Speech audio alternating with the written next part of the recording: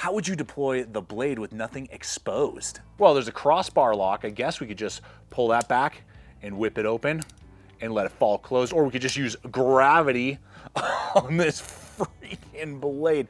Look at the profile, guys, on that design. This CRKT is sporting MagnaCut steel. It's made right here in the USA, and it's based off of one of Ken Onion's custom designs in The Dead Man's Hand. And it's an homage to the pocket knives that outlaws and poker players throughout the Old West would carry, and just brought it into the modern era with some modern materials. So I'm really looking forward to unpacking it. Been using it a bunch, carrying it a bunch, because it is a fun blade. We'll see what the performance level is. Are there some aspects that maybe it falls short in like most days, I had too much coffee this morning apparently, but I'm just stoked. I'm excited to unpack this with you. So let's go ahead and jump on over to the tabletop. If you're a regular viewer here, thanks for hanging with me. If you're new to the channel, I'm Aaron. This is Gideon's Tactical. Let's go ahead and have some fun. Man, so the more and more I carry this blade, the more I connect with it and discover new things about just its functionality. And I'm really looking forward to unpacking that with you guys. And I hope that this video will just solidify for those of you who've been thinking about it, maybe on the fence, and if you weren't even aware about this knife, it may put it on your radar. Now, if you're gonna go dagger, right? Make it look good, make it look stealthy, and make it functional.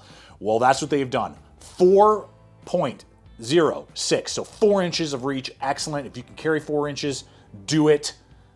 And they give you that with even that little bit of belling on the front and then tapering down right there. Excellently done.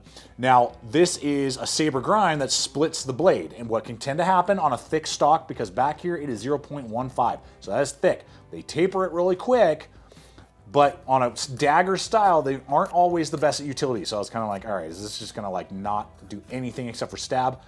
Wrong. This absolutely is able to go through cardboard, you know, material, use a utility knife, zip ties, cordage, whatever you're gonna do, because of the high edge geometry that they did on this particular blade. They did a really good job. It's still designed for piercing, but it's not a slouch and doesn't lag compared to many other dagger style blades that I've used that bind up. This does not bind up as much. So I'm really pleased with that level of performance. And obviously that piercing tip designed to stab through anything, pierce and penetrate, and that is exactly what the tip is going to do, whatever material you're gonna go up against. Now, the blade itself is made out of MagnaCut steel. Here in America, totally loving that. If you're not familiar with MagnaCut on the Stonewash blade, I'm not gonna belabor it. It's pretty popular now. Everyone loves it because it's stainless, very rust resistant. It is tougher than M390 and say like 20CV. It won't hold its edge quite as long, but it is a great balance of capabilities for a pocket knife or any type of blade if you're wanting it to be stainless. So they did an excellent job, really good choice that CRKT and Canyon decided to do for this particular model. So all of those factors coming into that false edge on the back. So that helps it be a lot more carryable in a lot more states, a lot more areas, because that is a false edge. It's not sharp. You can run your finger up and down it all day long, but still gonna accelerate penetration if that's what you're gonna use it for. So on that front, blade for a dagger shape, one of the most functional I've seen in quite a while. Now, one thing that I really like with this model is the beef. This is a hefty blade coming in at 4.9 ounces. It has steel liners that they have milled and machined in there, so that is good. On top of the G10 handle scales, which they have polished and kind of put a grain on, so that it kind of looks like micarta. You got little steel inlays and a steel bolster right there. So it just looks super good in that kind of, not quite coffin, but it's definitely like totally checks the box of like Wild West 1890s styling. It absolutely hits that. So this is gonna be very classy, look good in the use that you're going to be putting this through, and you're gonna be really pleased with like the style, but the little bit of beef on it too. 5 inches of real estate in your pocket right there. It does have a plate that makes the pocket clip ambidextrous. The pocket clip is super well executed with recessed screws. CRKT is absolutely checking the boxes for what knife enthusiasts look for They are listening to the market. They are checking the boxes. I appreciate that very, very much. You're going to get a little bit of jimping that's not really just micronically raised. And that is absolutely a word here in the Gideonstactical dictionary. Micronically raised jimping, which is ideal for that reverse grip to be able to stab and or use the blade. So you're gonna get a lot of grip there. There is, I mean, you know, it's pie polish. You got some tactile points, but this is definitely with that little bit of jimping right there. You have to think about that for that piercing task. And, you know, if you're going to stab that way as well, you don't have any type of guard. So you just need to consider that. But pocket clip, handle design, the feel, the profile, all of it speaks of iconic classicness, and they really executed that well and gives a little bit of like, and really good flow through construction too. The deployment, look at that, is insane.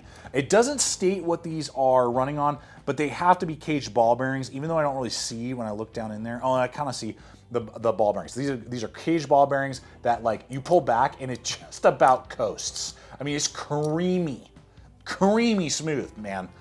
Oh my gosh, the Olympics ice skating arena isn't as smooth as the deployment on this thing when you just hit it and it just whoosh, flies open. You got a good stop bar right there. The action on these with the extended kind of honeycombed bars, very easy to grab. You're not going to accidentally like slide over them. I like that.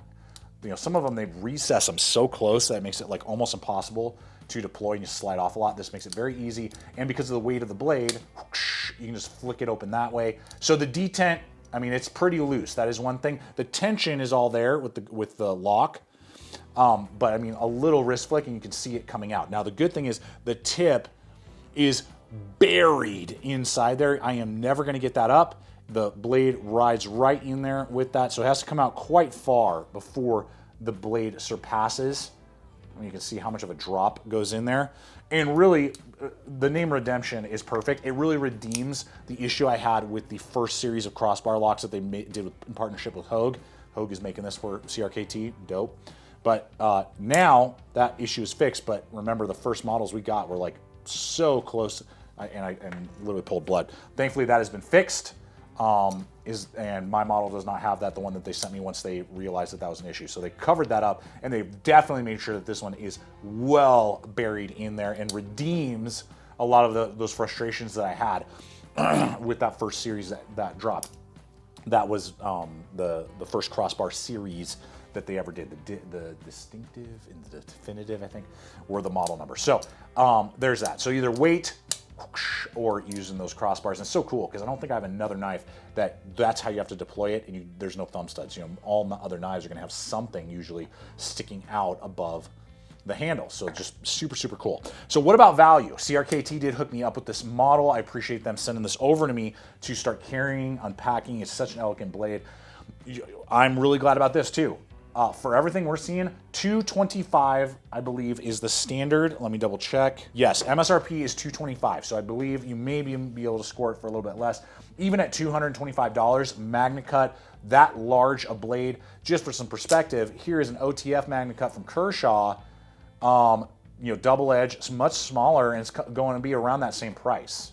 So, you know, that's excellent in that category. You know, I think of the Gerber Savvy.